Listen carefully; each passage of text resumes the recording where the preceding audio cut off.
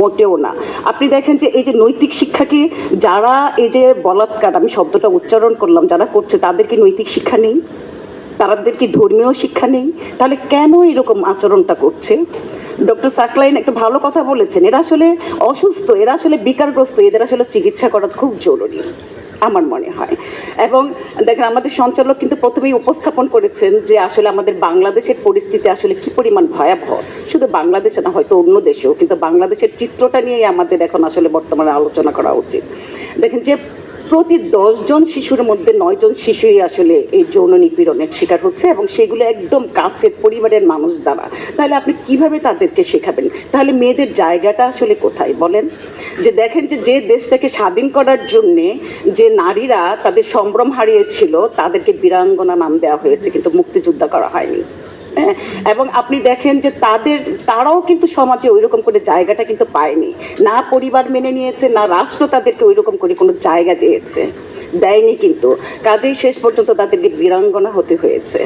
হ্যাঁ, এবং তারপরে দেখেন যে অনেকে আত্মহত্যা করেছে, অনেক দেশ ছেড়ে চলে গিয়েছে। দেখেন যে সাহিত্যের কথা বলেছেন, সাহিত্যিকরা কিন্তু নানানভাবে কবিতার মাধ্যমে, গল্পের মাধ্যমে, উপন্যাসের মাধ্যমে সচেতন করার চেষ্টা করেছে, কিন্তু কি করবে? হ্যাঁ, দেখেন যে আমাদের নারীরা কত যৌতুকের শিকার হয়ে যায়। দেখেন 1925 সালে বিভূতিভূষণ বন্দ্যোপাধ্যায়ের খুব কমন একটা গল্প আছে, পুঁই মাছা।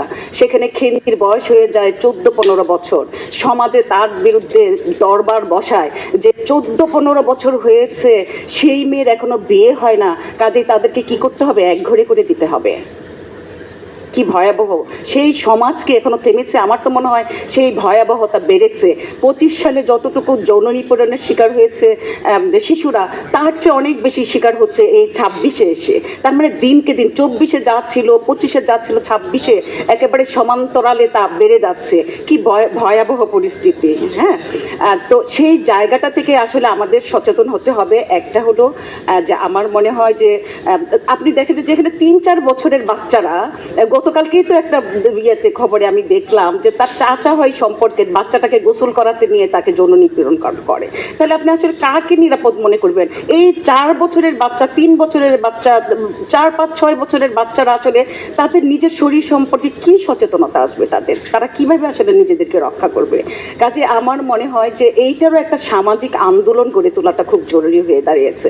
একটা হলো নারীর জাগরণের একটা সময় এসেছে, আরেকটা হলো যে সামাজিক যে জাগরণ, সেই সামাজিক জাগরণটা আমাদের মধ্যে আসতে হবে।